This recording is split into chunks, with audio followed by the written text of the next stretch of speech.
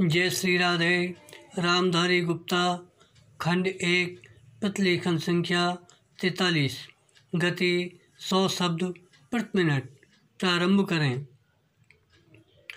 माननीय सभापति महोदय, मैं आपका बहुत आभारी हूँ जो आपने मुझे इस बिल पर बोलने के लिए समय दिया है। बराम, यह जो बिल सहकारिता समिति को एक समिति में भेजने का निश्चय किया गया है, जिस पर कल से बहस हो रही है, उस पर मैं आपके आदेश से कुछ कहना चाहता हूँ। बराम श्रीमान, इस बिल को देखा जाए तो यह समझ में आता है कि यह कोई नया बिल नहीं है, बल्कि जो सन 1912 का कानून है उसी की लाइन पर बनाया गया है और कोई नई बात नहीं रखी गई है। पैरा श्रीमान,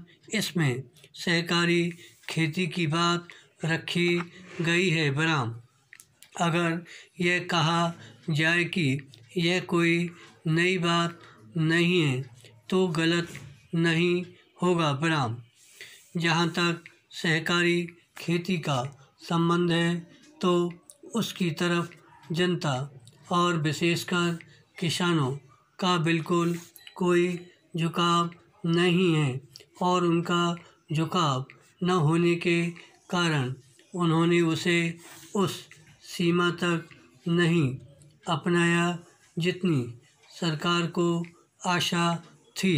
बराम श्रीमान, आपको मालूम है कि नागपुर कांग्रेस में यह प्रस्ताव पास हुआ है कि सहकारी खेती कराई जाए। बराम, पूरे देश में इस समय इसका जोर चल रहा है और इसको लाने के लिए न मालूम कितने रूप रखे गए हैं। बराम, यह कहा गया है कि इसके अंदर कोई जोर नहीं है। बराम, अभी एक माननीय सदस्य कह रहे थे कि राजनीतिक पार्टी के लोग यहाँ पर सहकारिता के संबंध में कुछ कहते हैं और बाहर किसानों से कुछ और ही कहते हैं। बराम, वे किसी से यह भी कहते हैं कि तुम्हारी ज़मीन छिन जाएगी। बराम, मैं यह निवेदन करना चाहता हूँ कि यह जो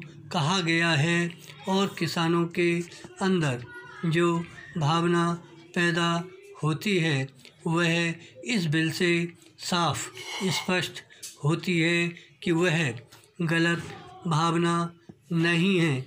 बराम, मैं यह जानता हूँ कि जब किसान पार्टी का जोर बढ़ा और किसानों की आवाज़ ऊंची हुई तो सरकार ने और हमारे नेताओं ने यह कहना शुरू कर दिया कि हम सहकारी खेती को किसानों के ऊपर लादना नहीं चाहते। बराम, बल्कि यह तो किसानों की इच्छा पर है। बराम, लेकिन इसके साथ ही साथ एक बात मैं पहले भी निवेदन कर चुका हूँ और फिर भी निवेदन करना चाहता हूँ कि नेताओं का अपना विचार होना चाहिए। बराम, किसी सभा में जब यह कहा गया कि यह जो सहकारी खेती शुरू की गई है यह तो अंत में सामूहिक खेती की तरफ